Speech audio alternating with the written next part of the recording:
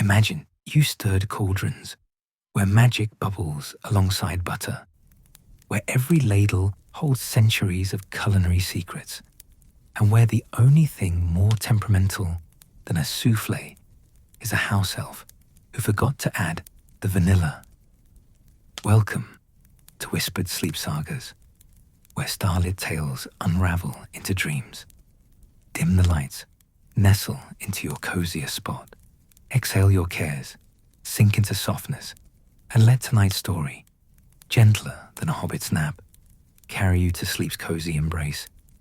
If this tale lulled you toward dreams or made you chuckle like a first year accidentally turning their homework into a toad, give it a like and subscribe. No pressure. My ego's as sturdy as a Hogwarts gargoyle, but your support keeps the firelit stories burning. The kitchens of Hogwarts stretch beneath the Great Hall like a hidden realm where culinary magic weaves through copper pipes and stone archways, where the very walls have absorbed centuries of laughter, tears, and the occasional spectacular cooking disaster. Here, in this subterranean sanctuary of sustenance, the ancient art of magical cooking unfolds daily like clockwork, though clockwork that occasionally hiccups and produces 17 extra puddings or transforms the soup into butterflies. You are Pip, a kitchen elf whose ears twitch with the rhythm of chopping knives and whose heart beats in time with the great oven's gentle roar.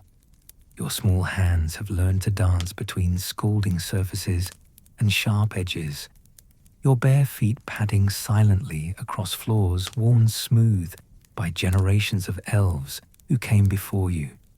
The kitchens are your universe, vast and labyrinthine, filled with mysteries that even the oldest elves whisper about in corners when they think no one is listening. The morning light never reaches these depths directly, but you feel its arrival nonetheless in the way the castle above begins to stir, in the subtle shift of magical energy that flows through Hogwarts' ancient stones like blood through veins. The kitchens wake before the rest of the castle, as they must, for feeding hundreds of growing witches and wizards requires the kind of preparation that would make military generals weep with admiration and house elves cackle with the glee of the chronically sleep-deprived.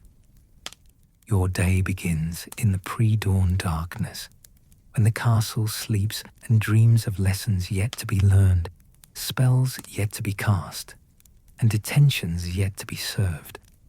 The kitchen fires burn low but steady, their flames dancing lazy patterns against copper pots that hang like metallic fruit from iron hooks. The air carries the lingering sense of yesterday's feast. Roasted meats, fresh bread, sweet puddings, and that particular smell that comes from magic mixing with mundane ingredients, creating something altogether more wonderful than either could achieve alone. You stretch your small limbs, working out the kinks that come from sleeping curled up in the warm alcove near the bread ovens, where the residual heat keeps the chill at bay and the gentle crackling of cooling stone serves as a lullaby. Other elves begin to stir around you, emerging from similar nooks and crannies, like industrious mice, preparing for another day of glorious chaos. There's Tibble, whose ears are so large they sometimes catch falling spoons like flesh and blood safety nets, and Wink, who has an unfortunate tendency to hiccup soap bubbles when nervous, which is unfortunately most of the time. The head elf, Grizzle, appears with the authority of a general and the organizational skills of someone who has spent decades preventing culinary catastrophes that could potentially level half the castle. Grizzle's eyes hold the wisdom of 1,000 breakfast rushes and the slight madness that comes from trying to coordinate magical cooking with house elves whose enthusiasm sometimes exceeds their attention to detail. Under Grizzle's watchful gaze, the kitchen transforms from sleepy sanctuary to buzzing hive of activity, with elves scurrying in patterns that would look like chaos to outsiders, but follow a logic as ancient and precise as the castle's founding stones. You find yourself assigned to pudding duty this morning, which is both a blessing and a curse, wrapped in custard and tied with a bow of potential humiliation. Puddings are temperamental creatures that require just the right touch, the perfect temperature, and absolutely no sudden movements that might startle them into collapsing. They're also delicious enough to make grown wizards weep with joy, which makes the risk worthwhile, though you've seen strong elves reduced to nervous wrecks by a particularly stubborn trifle that refused to set properly. The pudding preparation area occupies a corner of the kitchens where the magical temperature control is most precise, where copper molds hang in neat rows like edible armor, and where the air itself seems to thicken with anticipation. You approach your station with the reverence usually reserved for ancient artifacts or unexploded dung bombs, your hands already reaching for the ingredients that will transform simple elements into something that transcends mere food and enters the realm of pure comfort. Eggs from creatures you've never seen, but whose shells shimmer with subtle magic, sit waiting in baskets lined with soft cloth. Cream so thick it barely moves when you tilt the pitcher pools like liquid velvet, and sugar that sparkles as if tiny stars decided to take up residence in crystalline form, catches the firelight and throws it back in miniature rainbows. These are not merely ingredients. They are the building blocks of happiness, the raw materials from which memories are constructed one spoonful at a time. You begin the delicate process of separating eggs, your small fingers working with the precision that comes from years of practice and the occasional spectacular failure that taught you exactly how not to do things.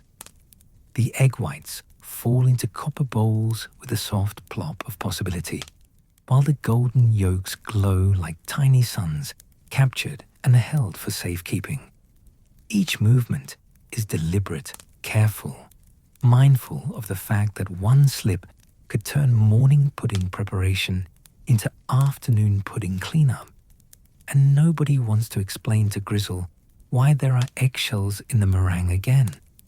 The cream requires whisking, and here you encounter one of the kitchen's many temperamental, magical devices, a whisk that has been enchanted to maintain perfect rhythm, but occasionally decides it knows better than you do about proper technique. Today, it seems cooperative, spinning at exactly the right speed to transform cream into soft peaks that could double as miniature clouds if clouds were edible and significantly more delicious. You guide its motion with gentle touches, knowing that aggressive handling will only result in the whisk developing what Grizzle calls artistic pretensions and beginning to whisk patterns that spell out rude words in dairy product. Around you, the kitchen symphony builds as other elves begin their own tasks. Chopping knives create a percussion section that would make a goblin drummer jealous, while bubbling cauldrons provide a bass line that resonates through the stone floors and into your very bones. Steam rises from dozens of sources, carrying with it the sense of herbs and spices that could map the entire magical world if you knew how to read their aromatic language properly. Tibble appears at your elbow with a bowl of berries that gleam like jewels. each one perfect in its imperfection, some still carrying traces of morning dew from wherever magical berries go to grow into their full potential. These will be folded into the pudding mixture at precisely the right moment. Too early, and they'll burst and turn everything purple. Too late, and they'll sink to the bottom like sweet, fruity stones. Timing, as Grizzle never tires of reminding everyone, is everything in cooking, and everything in life, and everything in avoiding the kind of kitchen disasters that require explanations to the headmaster. You accept the berries with a nod of gratitude, noting how they seem to pulse gently with their own internal light, as if happiness itself had decided to take residence in fruit form. Magic permeates everything in Hogwarts, but nowhere is it more obvious than in the kitchens, where the line between natural and supernatural blurs like watercolors in rain. Even the simplest ingredients carry traces of wonder, hints of mystery, suggestions that perhaps cooking is just another form of spell casting, albeit one with more immediate and edible results. The pudding mixture begins to take shape under your careful attention, transforming from separate ingredients into something that transcends the sum of its parts. You fold and stir with movements that have become as natural as breathing, your hands knowing the exact pressure needed to incorporate air without deflating the delicate structure you're building. This is alchemy of the most practical sort, magic that fills bellies and warms hearts, spells cast with wooden spoons and measured out in cups and pinches rather than wand movements and ancient words. Wink approaches carrying a tray of ramekins, each one polished to a shine that could serve as a mirror if mirrors were shallow ceramic dishes designed to hold individual portions of bliss. They're still warm from the cleaning enchantment, radiating the kind of heat that speaks of care and attention to detail. In the magical world, even the simplest tools carry weight, history, purpose, beyond their immediate function. These ramekins have held thousands of puddings, absorbed countless memories of satisfaction and comfort, become repositories of the quiet magic that happens when food is prepared with love, rather than mere necessity. You begin portioning the mixture with the careful precision of someone who has learned that uneven puddings lead to uneven tempers in the Great Hall above. Each ramekin receives exactly the right amount, no more, no less. The surface smoothed with gentle touches that would make a sculptor proud. The berries are distributed with mathematical precision, disguised as artistic flair, each one placed to create not just flavor, but visual harmony that will bring smiles to faces you'll never see, but whose happiness becomes your happiness by extension. The ovens await, their iron mouths glowing with heat that has been carefully regulated by spells cast by house elves whose mastery of thermal magic would impress the most learned professors. These are not mere cooking devices, but partners in the creative process, entities that understand temperature and timing with the intuitive wisdom that comes from decades of service. You slide the puddings into their warm embrace with movements that border on ceremonial, knowing that what emerges will be either triumph or lesson, but always, always an experience worth having. While the puddings bake, filling the air with scents that could serve as advertising for happiness itself, you turn your attention to other tasks that fill the spaces between major culinary undertakings. There are vegetables to prepare, herbs to chop, stocks to stir, and always always. The endless parade of pots and pans that seem to multiply when no one is looking, as if they're breeding in dark corners and producing offspring whose only purpose is to require washing. The sink area occupies its own corner of organized chaos, where enchanted scrub brushes work alongside elves in a partnership that has evolved over centuries into something approaching choreography.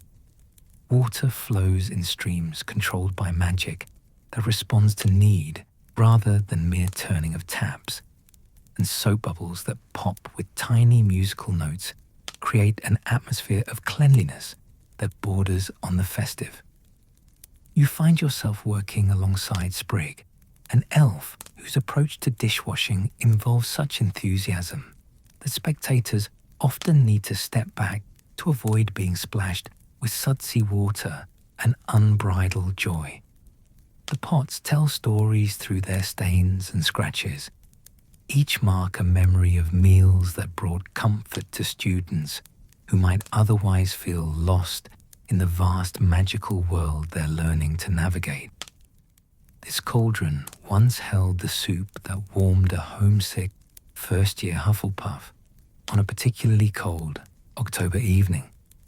That pan bears the scars of the great pudding disaster of several years past, when someone, and everyone swears it wasn't them, accidentally added fizzing powder instead of a flour, resulting in desserts that literally exploded with enthusiasm, decorating the ceiling with what looked like abstract art rendered in custard and good intentions. Cleaning these vessels becomes meditation, your hands moving in patterns worn smooth by repetition, while your mind drifts to thoughts of the day ahead and the meals yet to be prepared. Each pot that emerges gleaming from the magical dishwater represents a fresh start, a blank canvas ready for the next culinary masterpiece or spectacular failure. Because in the kitchens of Hogwarts, both are equally valuable learning experiences, though one tastes significantly better than the other. The morning progresses with a comfortable rhythm of organized industry, punctuated by the occasional minor crisis that adds spice to what might otherwise become routine, a sauce that develops delusions of grandeur and tries to escape its pan. A batch of bread rolls that apparently decide to practice acrobatics while rising, resulting in dinner rolls shaped like small pretzels. A soup cauldron that begins humming what sounds suspiciously like a popular wizard song, though no one can figure out why or how to make it stop, without ruining the broth that's been simmering for 3 days and represents someone's masterwork. These small adventures punctuate the larger narrative of preparation that transforms raw ingredients into the feasts that appear as if by magic in the Great Hall above. Students and professors see only the end result, the abundant tables laden with dishes that somehow perfectly match their desires and dietary needs. They don't see the careful choreography below, the hundreds of decisions and tiny adjustments that ensure every meal is a small celebration, every bite a reminder that someone, somewhere, cares enough to put love into the simple act of nourishment. Your puddings emerge from the ovens transformed, their surfaces golden brown and slightly firm to the touch, promising treasures hidden beneath that will release their secrets only when disturbed by spoon or fork. The berries have released just enough juice to marble the custard with purple veins that look like abstract art rendered in fruit and dairy products. These are not merely desserts, but small packages of comfort, edible hugs that will brighten afternoons and sweeten endings to meals that connect strangers across house boundaries and year groups. The lunch preparation begins in earnest, as the morning's foundations give way to the more complex orchestrations required to feed a castle full of growing minds and bodies. The kitchen transforms again, elves flowing between stations like water finding its level, each knowing their role in the larger symphony that will culminate in the appearance of food where previously there were only empty plates and hungry expectations. You find yourself assigned to bread duty, which brings its own particular challenges and rewards. Bread is perhaps the most fundamental of foods, the foundation upon which civilizations are built, and the measure by which kitchens are judged. Get bread wrong, and no amount of fancy sauces or elaborate presentations can salvage a meal. Get it right, and you've created something that speaks to the most basic human need for sustenance, elevated beyond mere survival into the realm of simple pleasure. The bread-making area centers around ovens that have been baking loaves since the castle's founding, their stones seasoned with centuries of flour and yeast, and the dreams of countless bakers who understood that bread is more than food. It's connection, comfort, home distilled into grain and transformed by fire into something that makes everything else possible. The air here carries the ghost sense of every loaf ever baked, an aromatic history that tells the story of Hogwarts one slice at a time.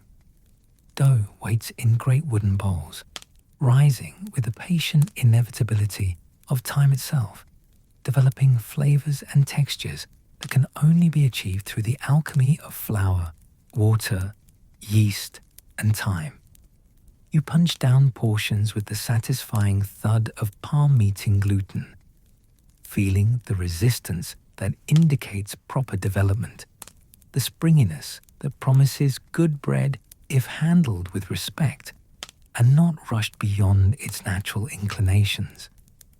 Shaping loaves becomes a meditation in itself, your hands learning the weight and feel of dough that's ready to become something greater than its individual components. Each loaf receives the same careful attention, the same gentle stretching and folding that creates the internal structure necessary for bread that will slice cleanly and toast evenly and serve as the foundation for sandwiches that will fuel late-night study sessions and early morning adventures. The rhythm of bread making connects you to every baker who has ever worked in these kitchens, a chain of knowledge and technique passed down through generations of house elves who understood that feeding people is both the simplest and most complex of tasks. Simple because hunger is universal and satisfaction is measurable. Complex because every person brings their own history of comfort foods and dietary restrictions and emotional connections to meals that stretch back to childhood and forward to dreams of the future. Around you, the lunch preparations continue with the controlled chaos that has become as familiar as your own heartbeat. Vegetables sing as they hit hot oil, creating percussion that harmonizes with the bubbling of sauces and the gentle roar of ovens working at full capacity. Steam rises like incense, carrying prayers for successful soufflés and properly seasoned soups to whatever deities govern the intersection of magic and cooking, which everyone hopes are both numerous and attentive to the needs of house elves, trying to create miracles on tight schedules. The lunch service begins with the familiar rush of platters and serving dishes that must be filled, garnished, and transported to the Great Hall with timing precise enough to ensure everything arrives hot and properly presented. This is the moment when all the morning's preparation pays off or reveals its shortcomings, when carefully planned menus either come together in harmony or fall apart in ways that require creative improvisation and occasionally outright culinary heroics.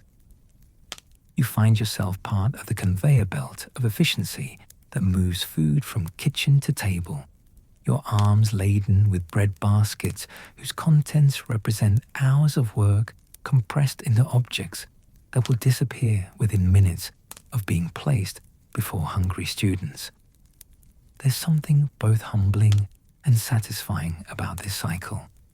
The way effort transforms into nourishment and gratitude, even when that gratitude is unspoken and the effort invisible to those who benefit from it. The afternoon brings different challenges and different rhythms as the kitchen shifts from lunch cleanup to dinner preparation, a more elaborate affair that requires the kind of planning and coordination that would challenge military strategists. Dinner at Hogwarts is not merely a meal, but an event, a daily celebration that brings together hundreds of people from different backgrounds and houses and years in a shared experience of abundance and community. You're assigned to dessert preparation, which brings you back full circle to the puddings that began your day, but with added complexity and higher stakes. Evening desserts must be more elaborate, more impressive, more capable of providing the kind of sweet ending that transforms a good meal into a memorable experience. This means working with ingredients that cost more than some families spend on food in a week, techniques that require precision measured in degrees and seconds, presentations that must be both beautiful and structurally sound enough to survive the journey from kitchen to table. The dessert preparation area resembles a laboratory where sugar is the primary chemical and sweetness the desired reaction. Copper molds catch firelight and throw it back in warm reflections. Glass bowls hold creams and custards in various stages of completion. Measuring spoons and whisks arranged with military precision wait for deployment in the service of creating happiness, one spoonful at a time. You begin with chocolate, that most magical of mundane ingredients, melting it slowly over water, heated just enough to coax transformation without causing the seizing that turns smooth silk into grainy disappointment. The scent rises like incense, rich and dark and promising, carrying with it the dreams of everyone who has ever bitten into chocolate and felt the world become a slightly better place.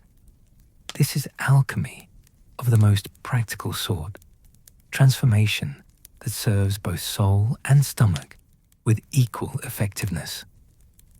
Working with chocolate requires patience and respect for processes that cannot be rushed without consequences.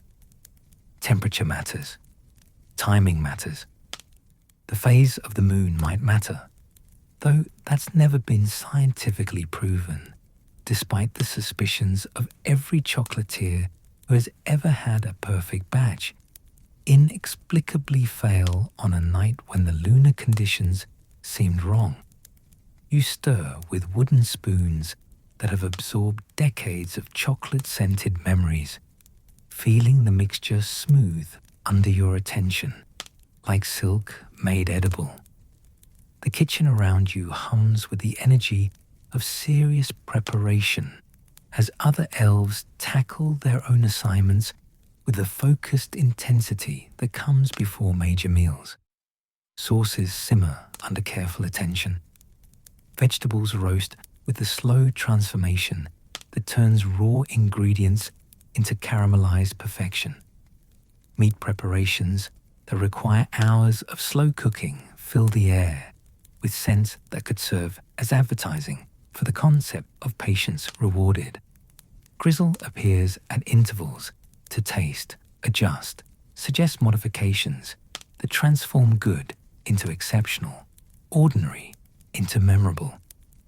These consultations happen with the efficient communication of long partnership, a raised eyebrow that suggests more salt, a thoughtful nod that approves of seasoning levels, a slight headshake that indicates something needs another 5 minutes of cooking time.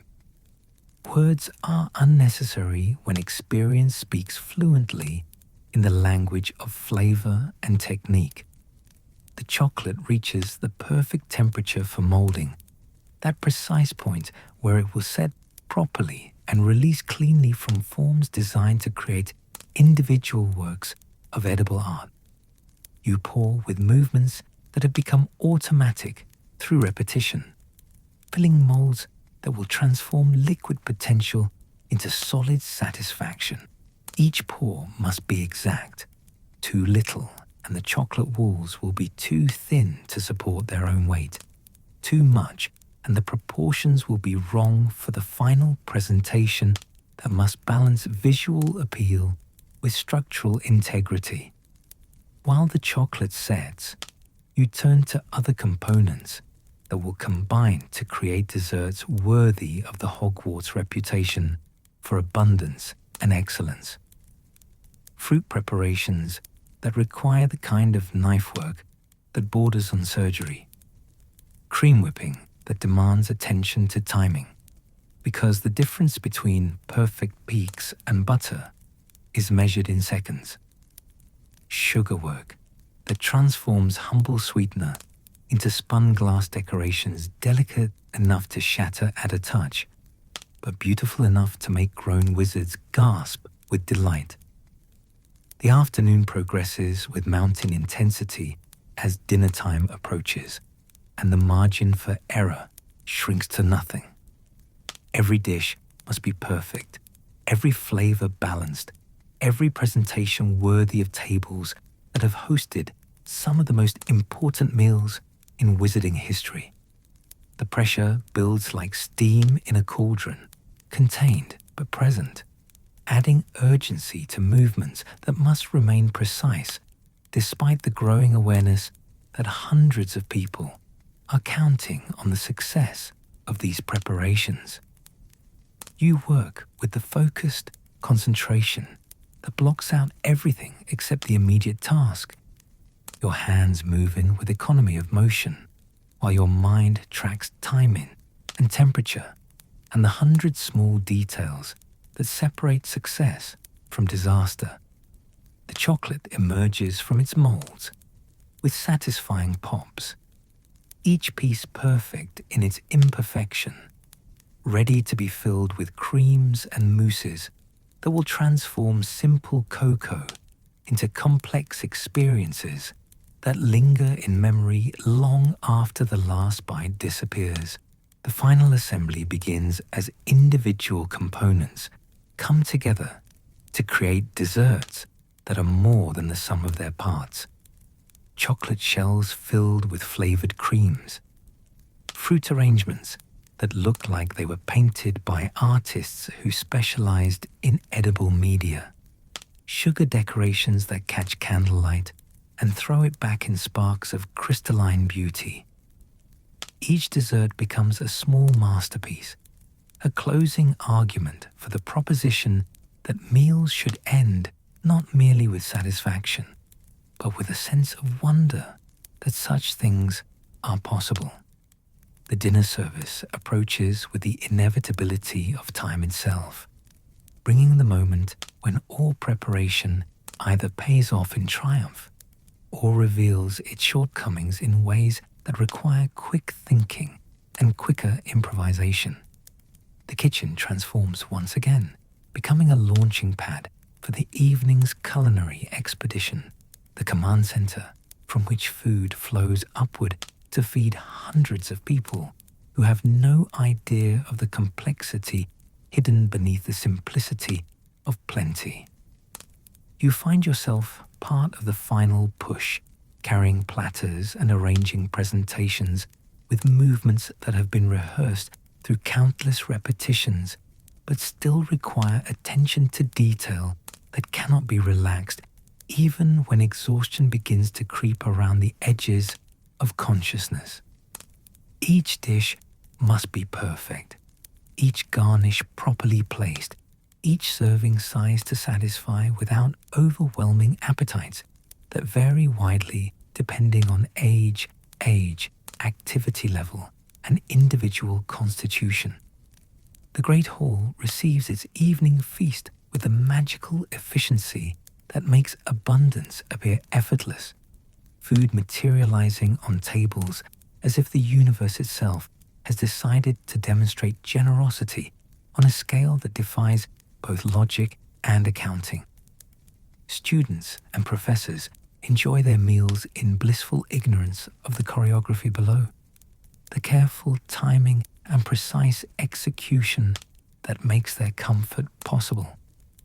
Below, in the kitchens, the post-service cleanup begins with the weary satisfaction of work well done and the knowledge that tomorrow will bring new challenges and new opportunities to demonstrate that feeding people is both art and science, craft and calling, the most fundamental act of care disguised as mere necessity.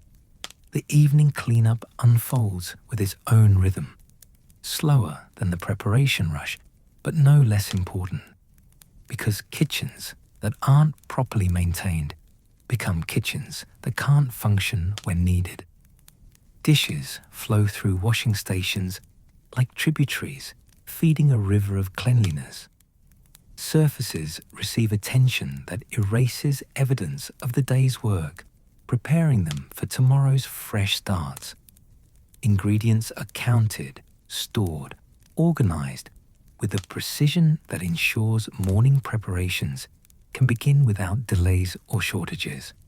You work alongside elves whose energy flags but whose commitment never wavers, understanding that kitchen work is a marathon rather than a sprint, a long-term investment in the health and happiness of a community that depends on reliable nourishment.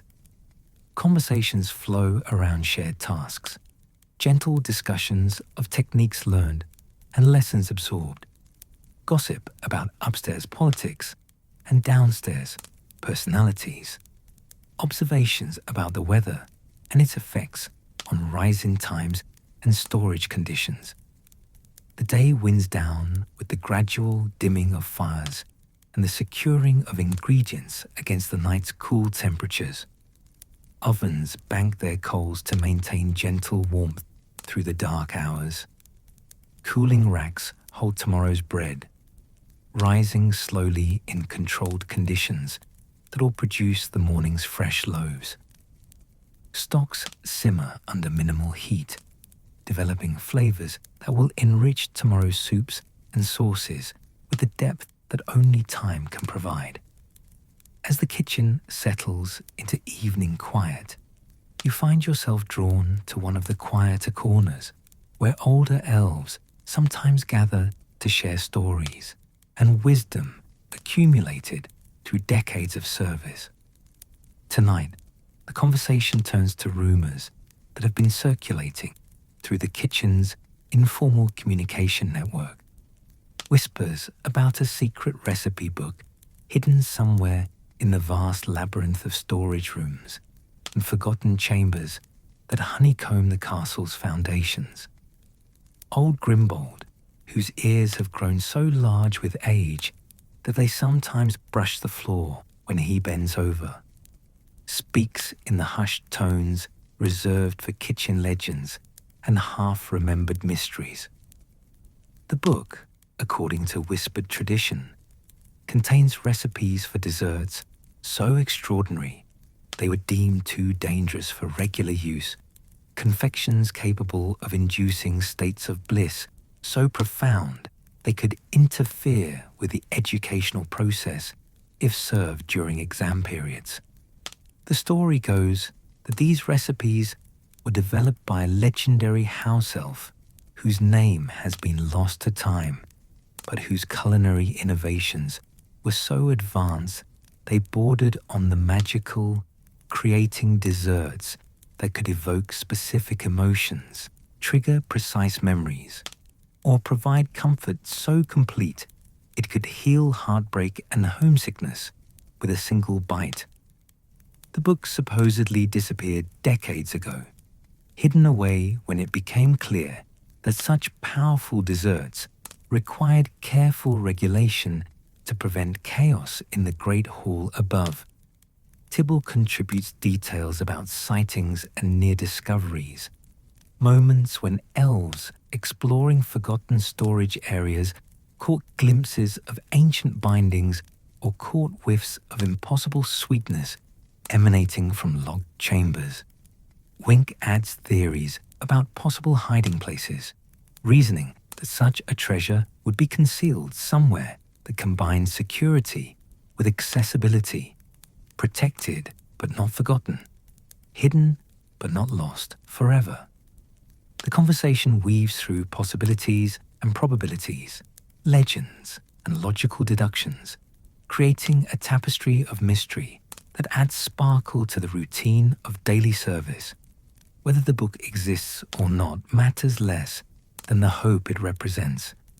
The suggestion that somewhere in the vast complexity of Hogwarts lies a secret that could elevate kitchen work from mere cooking to something approaching sorcery of the most delicious kind. You listen with the fascination of someone young enough to believe in possibilities and old enough to understand the value of dreams that provide direction even when they remain unfulfilled.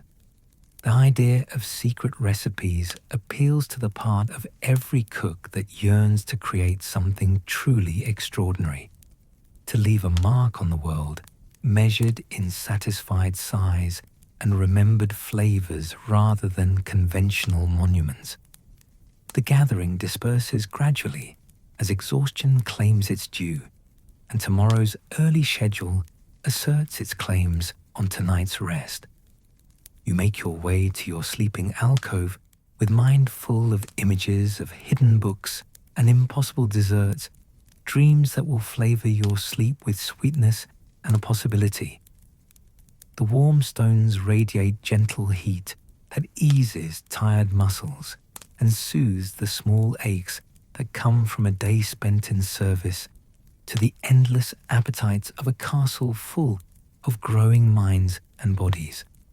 Sleep comes easily in the kitchen's gentle embrace, surrounded by the comforting scents of bread and herbs, the quiet sounds of banked fires and settling stones, the presence of fellow elves whose breathing creates a symphony of shared rest. Tomorrow will bring new challenges and new opportunities to demonstrate mastery of the ancient arts of nourishment and comfort. But tonight offers the simple pleasure of work well done and rest well earned. In your dreams, chocolate flows like rivers and sugar crystallizes into edible diamonds. Bread rises with the patience of mountains, and vegetables sing as they transform under gentle heat. Somewhere in the labyrinth of your sleeping mind, a secret book opens to reveal recipes written in script that tastes like cinnamon when read aloud. Formulas for happiness measured out in cups and pinches and sprinkles of wonder. The secret book haunts your dreams with possibilities both wonderful and slightly terrifying, because power over happiness is perhaps the greatest responsibility any cook could bear. You dream of desserts that could cure sadness with a single bite, of chocolate that could mend broken hearts, and bread that could ease the loneliness of homesick students so far from familiar comforts. In your dreams, cooking becomes healing, and the kitchens of Hogwarts transform into something approaching a temple where miracles are measured in tablespoons and served on plates that shine like small moons. Morning arrives with its familiar rhythms, but something has changed in the quality of your attention to the day's tasks. Every recipe you follow carries the echo of possibilities. Every technique you practice becomes a step toward mysteries yet to be unraveled. The secret book may be legend or may be truth, but the search for it has already begun to transform your understanding of what kitchen work could become, what service could mean, what love measured out in portions could accomplish in a world that always needs more sweetness and comfort.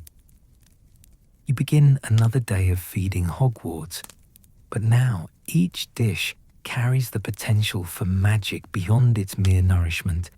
Each meal becomes an opportunity to practice the arts that might someday prove worthy of secret recipes and impossible desserts. The kitchens hum with their familiar energy, but underneath the routine flows a current of possibility that makes even the simplest tasks feel touched with wonder. And perhaps, in the end, that transformation is the real magic. Not the secret book itself, but the way believing in extraordinary possibilities elevates ordinary work into something approaching the sacred, making every meal a small miracle and every day in service to others a step closer to understanding the deepest secrets of comfort and care. The following days blur together in a haze of flour and fire, each morning bringing new opportunities to search for clues while maintaining the relentless schedule that keeps Hogwarts fed and functioning. You find yourself paying closer attention to the kitchen's geography, noting passages you've never explored, storage areas that seem older than the rest, chambers that echo with the weight of forgotten years. The search becomes a game within the game of daily service, adding layers of purpose to routine tasks that might otherwise become mere repetition. Your pudding skills improve dramatically under this new intensity of focus, as if the possibility of discovering legendary recipes has sharpened your attention to technique and detail. Each custard emerges smoother, each meringue achieves greater heights, each chocolate creation approaches something worthy of the secret traditions you are hoping to uncover. Grizzle notices the improvement with approving nods that speak volumes about standards maintained and excellence pursued, though you're careful not to reveal the true motivation behind your sudden dedication to perfection. The other elves begin to share their own observations and theories as word spreads through the kitchen's informal network that someone is seriously investigating the old legends. Sprig mentions a locked door behind the root vegetable storage that no one has opened in living memory. Wink describes strange sounds, like pages turning, that sometimes echo from the walls late at night when the kitchen settles into rest. Even skeptical Grimbold admits to finding ingredient combinations written on scraps of parchment tucked into forgotten corners, formulas that don't match any recipes in the current collection, but seem too precise to be random scribblings.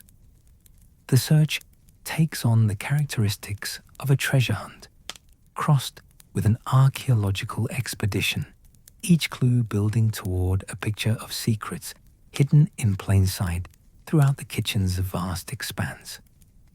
You begin mapping the areas you've explored, noting which passages lead to dead ends and which open onto chambers that might once have served purposes now lost to time and changing needs. The kitchens reveal themselves to be far more complex than even daily service suggested, honeycomb with spaces that exist outside the current flow of food preparation and storage. During a particularly quiet afternoon when most of the lunch cleanup has been completed and dinner preparations haven't yet begun in earnest, you find yourself drawn to the area behind the bread ovens where heat and shadow create a microclimate that feels separate from the rest of the kitchen. Here, where the oldest stones show wear patterns that speak of centuries of use, you discover what appears to be a service passage that connects to areas you've never seen before. The passage itself is narrow but well constructed, clearly designed for the movement of elves and supplies during the castle's busiest periods. The walls show the kind of smooth wear that comes from countless hands brushing against stone, and the air carries scents that suggest this route once saw regular use for purposes that may have differed from current kitchen operations. You follow the passage with the careful steps of someone exploring history firsthand, noting how the magical lighting responds to your presence, with the subtle warmth that indicates spells cast long ago but maintained by the castle's own deep magic. The passage opens onto a chamber that takes your breath away with its obvious age and evident purpose. This is clearly a kitchen, but one designed for different needs than the current facilities. The ovens are smaller, more specialized, built for precision rather than volume. Work surfaces show the kind of wear patterns that suggest delicate work performed by careful hands. Storage areas contain vessels and tools that speak of techniques requiring equipment too specialized for everyday use. Most importantly, the chamber contains shelves lined with books, recipe collections that span decades of culinary innovation and experimentation. Your hands shake as you approach these repositories of knowledge, understanding that you've stumbled onto something far more significant than a single hidden volume. This is an entire library of cooking secrets, an archive of techniques and formulas that represent the accumulated wisdom of generations of master kitchen elves who pushed the boundaries of what food could accomplish beyond mere nourishment.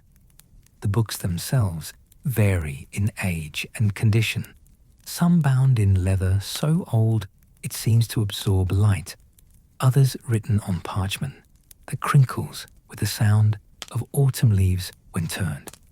The writing ranges from careful copperplate script to hurried notes scrawled in margins, from formal recipe structures to experimental jottings that capture moments of inspiration before they could fade.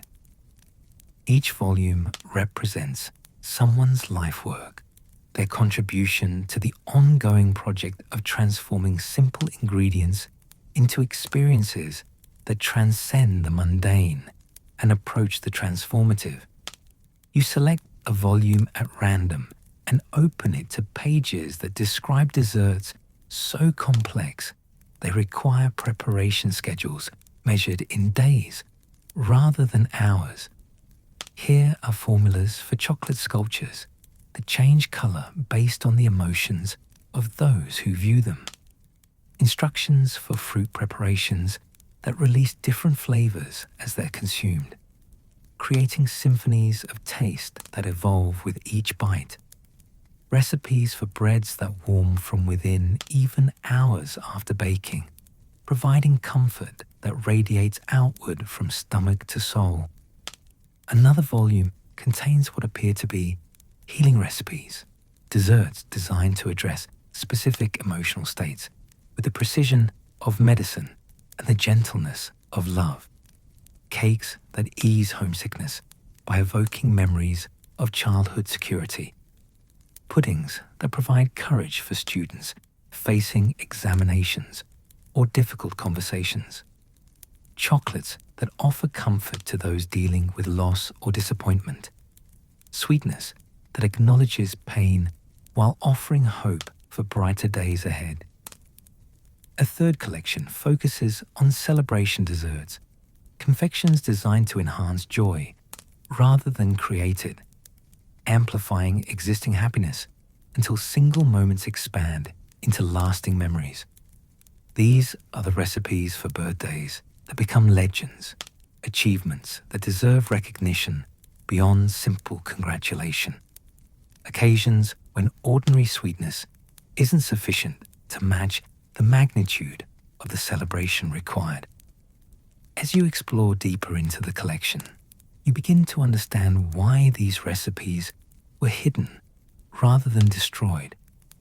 The power they represent isn't dangerous in any destructive sense, but it could fundamentally alter the dynamics of the castle if deployed without careful consideration. Desserts that could influence emotions, even positively, raise questions about consent and manipulation that would challenge even the most well-intentioned cook. The secrecy seems designed not to hoard knowledge, but to protect both those who would use these recipes and those who would consume their products from unintended consequences. The chamber itself tells the story of gradual abandonment rather than sudden hiding. Dust patterns suggest that work continued here for years, after the main kitchens took over primary food service, with master elves retreating to this space for special projects and experimental work that required isolation from the daily chaos of feeding hundreds. Eventually, as those masters aged and passed on their knowledge to successors who were more focused on efficiency than innovation, the chamber was simply forgotten rather than deliberately concealed. You spend hours in this culinary archive, absorbing techniques and approaches that expand your understanding of what cooking can accomplish when elevated beyond mere sustenance into the realm of artistry and healing. Each recipe you read changes your perspective on ingredients you've used countless times, revealing potential applications you never considered and suggesting combinations that could transform familiar flavors into entirely new experiences. The preservation spells woven into the chamber ensure that everything remains in perfect condition despite the passage of time. But you sense that these books need more than magical maintenance. They need active use, practical application, the kind of life that comes from recipes being tested and refined and passed down through direct experience rather than theoretical study. Knowledge that isn't practiced gradually becomes artifact rather than living tradition, and these volumes contain too much wisdom to be relegated to museum status. You begin transcribing selected recipes into a notebook you can carry without attracting attention, choosing formulas that seem both achievable within current kitchen resources and appropriate for the needs you observe daily among the castle's population.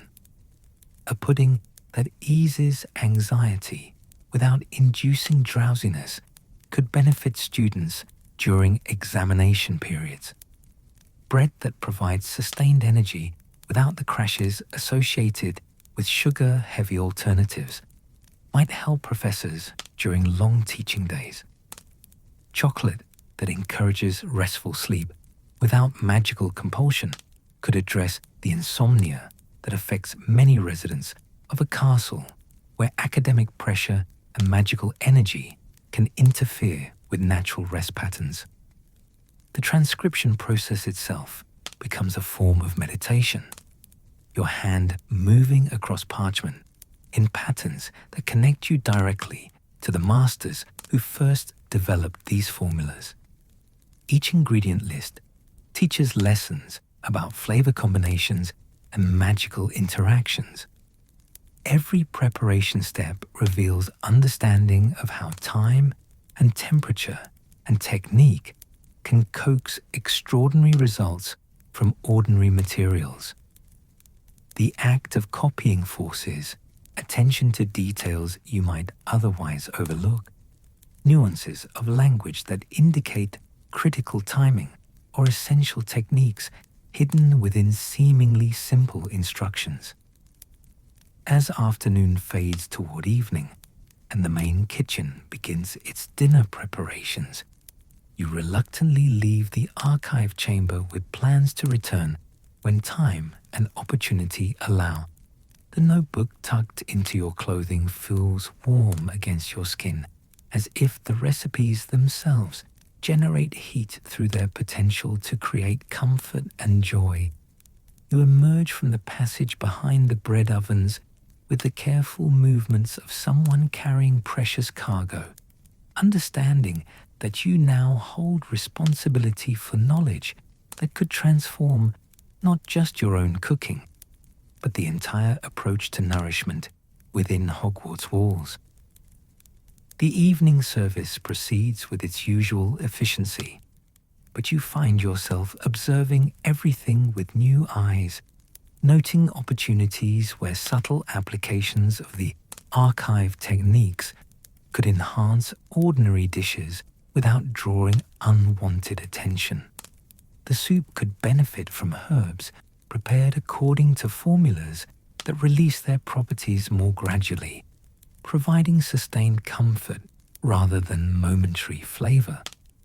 The bread service could incorporate techniques that ensure each slice provides exactly the nutrition needed by whoever consumes it, adapting automatically to individual dietary requirements and energy needs.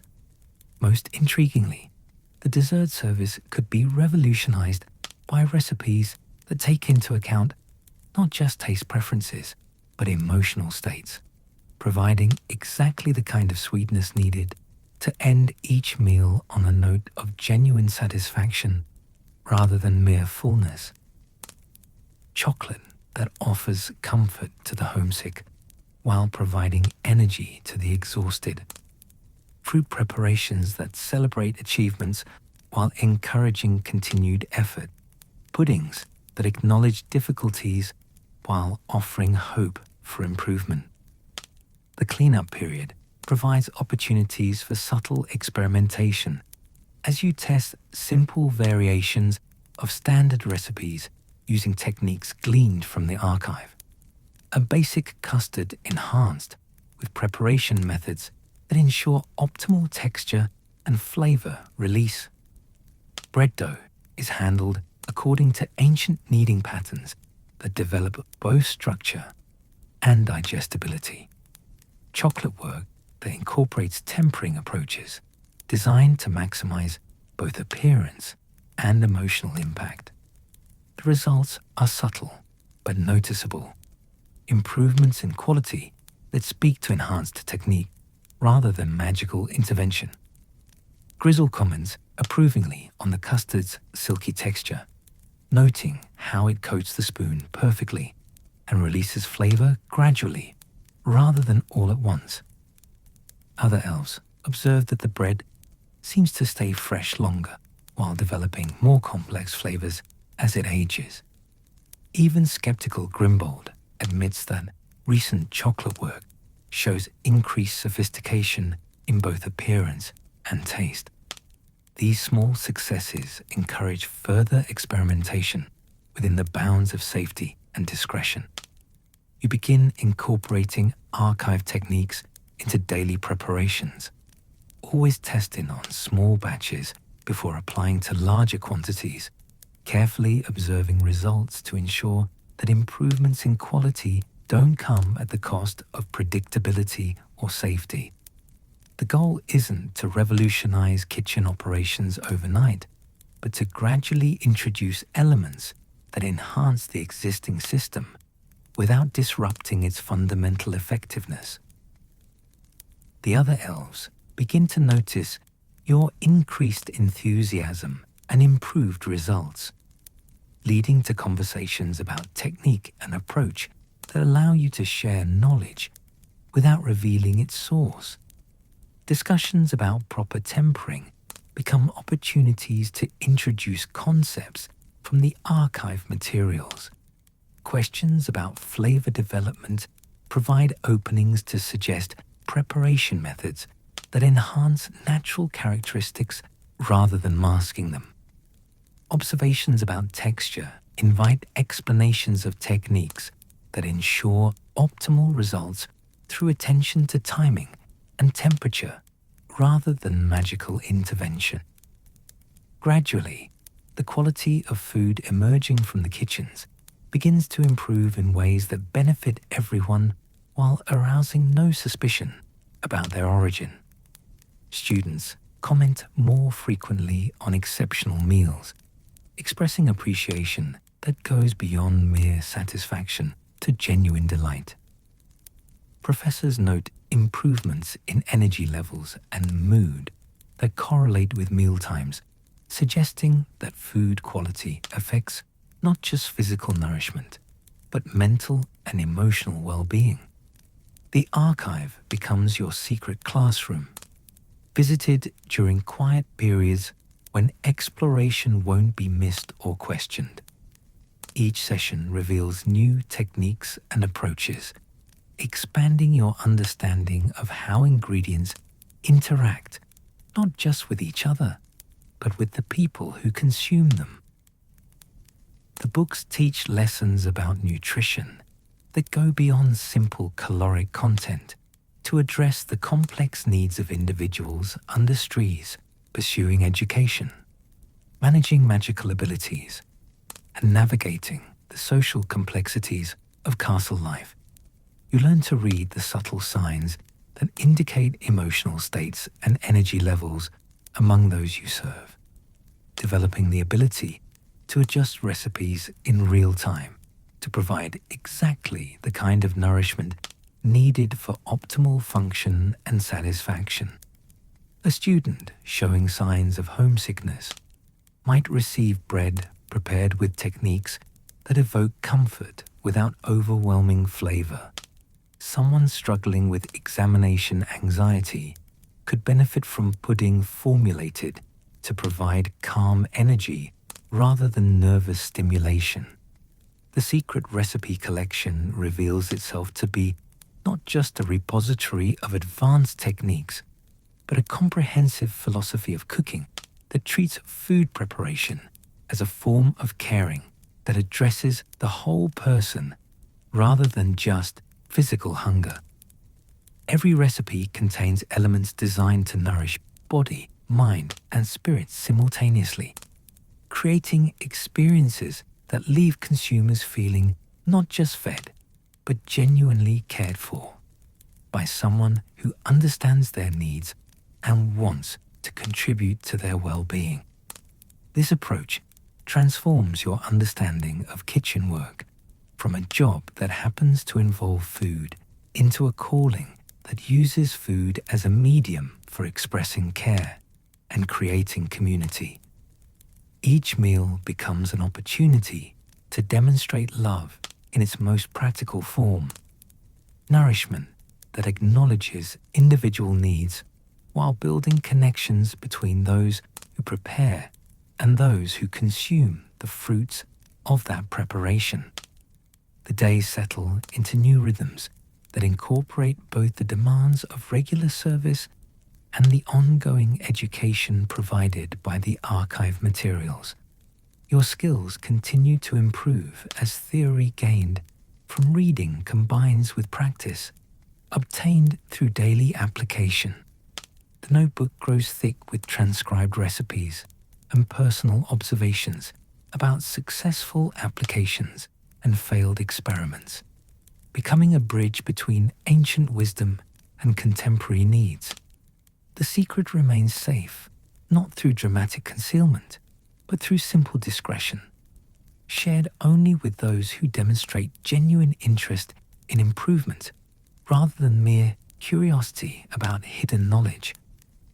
The archive continues to provide lessons and inspiration, but its true value lies not in its secrets, but in its demonstration that cooking at its highest level is indistinguishable from magic, not because of spells or enchantments, but because of the transformation that occurs when skill and care and understanding combine to create experiences that transcend mere consumption and approach genuine nourishment of everything that makes us human.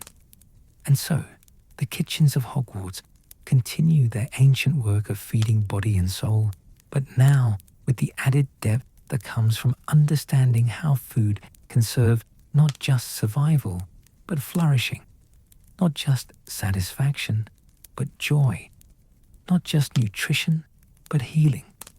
The secret recipes remain hidden in their archive chamber, but their influence spreads through every dish that emerges from ovens, tended by hands that have learned to cook, not just with ingredients, but with intention, creating meals that nourish far more than hunger and satisfy needs that extend far beyond the merely physical. In this way, the greatest secret proves to be not any single recipe or technique, but the understanding that cooking is ultimately about love made tangible, care expressed through sustenance, and the simple but profound truth that feeding others well is one of the most fundamental ways of creating the kind of world in which everyone can thrive. The archive taught techniques, but practice teaches wisdom, and wisdom understands that the best recipes are written not in books, but in the satisfied sighs and grateful smiles of those whose lives are made better by food prepared with skill and served with love. The seasons change above ground, while the kitchens maintain their eternal rhythm of preparation and service. But something fundamental has shifted in the quality of meals that emerge from the depths below. Students begin to notice the Hogwarts food tastes somehow more like home, more like comfort, more like someone actually cares about their well-being beyond mere nutrition.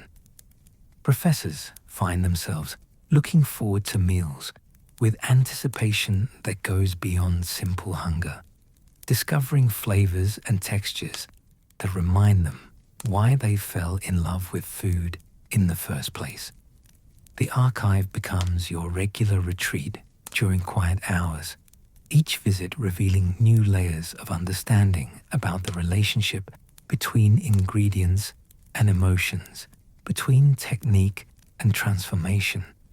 You discover entire sections devoted to seasonal cooking that works with natural energy cycles rather than against them. Spring recipes that celebrate renewal and growth, incorporating the first tender herbs and vegetables in preparations that awaken both palate and spirit after winter's heavy comfort foods. Summer formulas focus on lightness and energy, creating dishes that satisfy without weighing down bodies and minds that need to remain active and alert during the longest days. These recipes understand that hot weather requires different approaches to nourishment, favoring preparations that cool from within, while providing sustained energy for outdoor activities and extended daylight hours. You learn to work with fruits at their peak ripeness, capturing their essence in desserts that taste like sunshine made edible.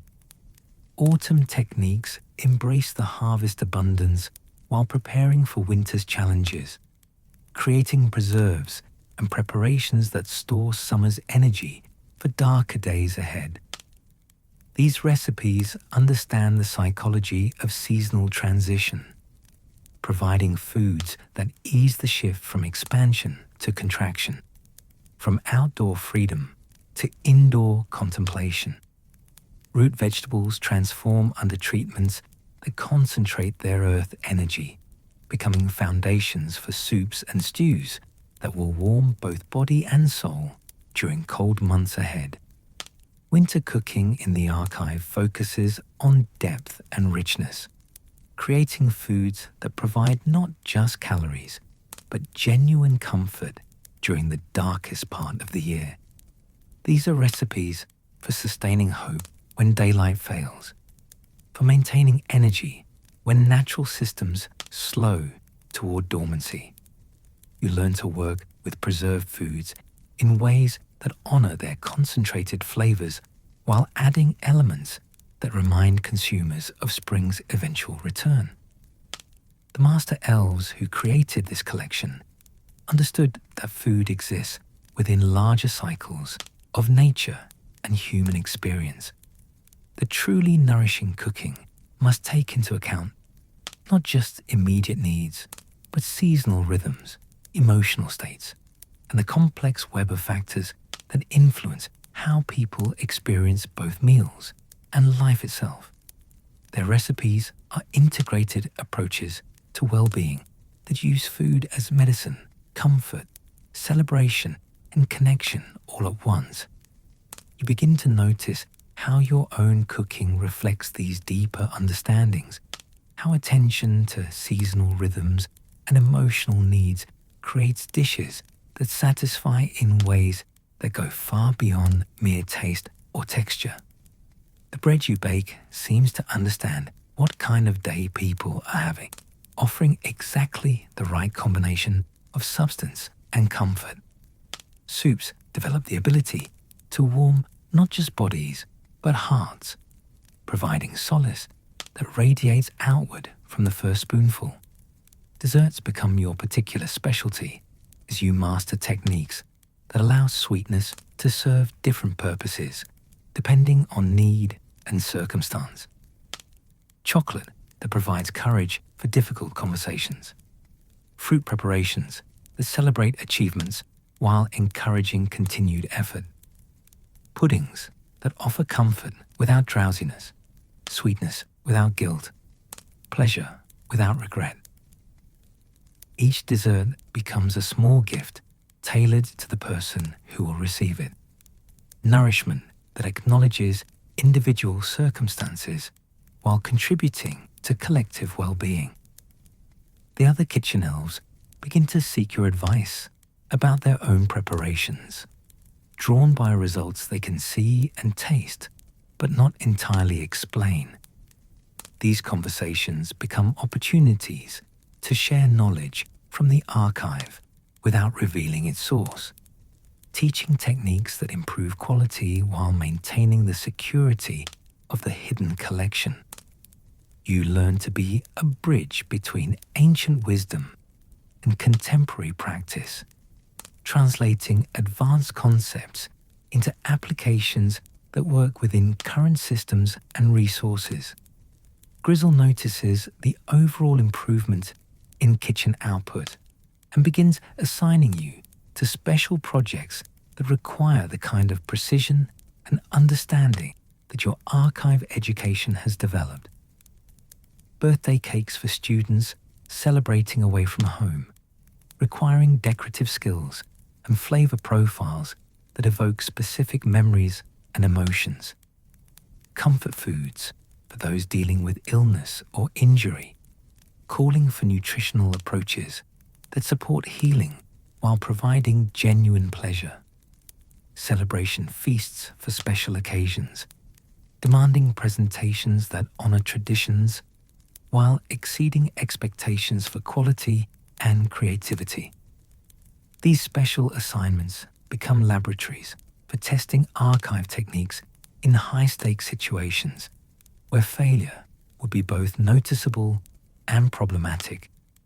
The pressure forces you to truly understand the principles behind the formulas rather than simply following instructions, developing the kind of intuitive grasp that allows for adaptation and improvisation when circumstances require deviation from standard approaches. The success of these projects establishes your reputation as someone who can be trusted with important culinary challenges, leading to invitations to participate in menu planning and recipe development for the kitchen's regular rotation. These opportunities allow you to introduce archive techniques gradually into standard preparations, improving quality across the board while maintaining the appearance of natural evolution rather than revolutionary change. The archive itself becomes more than just a source of recipes. It transforms into a classroom where you learn to think about cooking as a comprehensive approach to caregiving that addresses physical, emotional, and spiritual needs simultaneously. The books teach lessons about reading people as carefully as recipes, understanding that successful cooking requires attention to the consumers as much as the ingredients. You develop the ability to assess needs through observation and interaction, noting signs of stress, fatigue, homesickness, anxiety, excitement, or any of the dozen other states that influence how people experience food and benefit from nourishment. This skill allows you to adjust preparations in real time, emphasizing elements that address observed needs while maintaining the overall integrity of planned menus. The practice becomes second nature, an automatic response that considers not just what people want to eat, but what they need to consume for optimal function and satisfaction. A student showing signs of examination stress might receive soup with herbs that promote calm focus rather than nervous energy. Someone celebrating an achievement could benefit from desserts formulated to enhance joy without inducing crash. Those dealing with disappointment or loss might find comfort in bread prepared with techniques that evoke security and hope. This individualized approach transforms mass food service from impersonal feeding into personal care expressed through communal meals.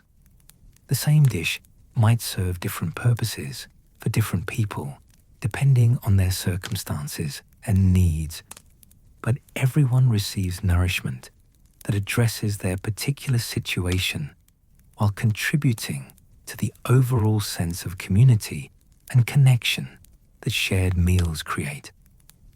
The archive materials reveal that this was always the intended purpose of the hidden recipes, not to create magical shortcuts or spectacular effects, but to elevate everyday cooking into a practice that serves the whole person rather than just physical hunger.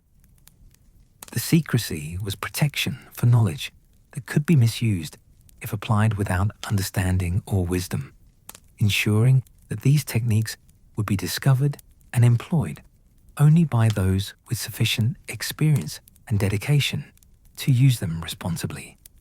The seasons continue their eternal cycle while your skills deepen and your understanding expands through continued study and practice. The archive becomes a familiar friend, its books yielding new secrets each time you return with greater experience and more sophisticated questions. What began as a treasure hunt for legendary recipes has evolved into a comprehensive education in the deepest principles of nourishment and care. The kitchen elves who share your daily work begin to demonstrate improved skills themselves as they absorb techniques through observation and informal instruction. The overall quality of Hogwarts meals reaches levels that become the subject of comment throughout the castle, with students and professors alike noting improvements that enhance their daily experience of castle life. Most importantly, the work itself becomes more satisfying as you understand its true purpose and potential. Each meal prepared becomes an opportunity to practice the highest forms of service, creating nourishment that acknowledges the complexity of human needs while contributing to the kind of community where everyone can thrive. The archive taught techniques, but experience teaches wisdom, and wisdom understands that the greatest recipes are written not in books, but in the grateful expressions of those whose lives are made better by food, prepared with skill and served with love.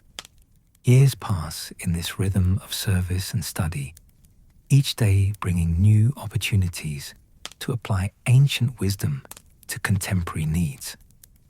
The secret archive remains hidden, but its influence spreads through every dish that emerges from ovens, tended by hands that have learned to cook, not just with ingredients, but with intention, creating meals that nourish far more than hunger and satisfy needs that extend far beyond the merely physical.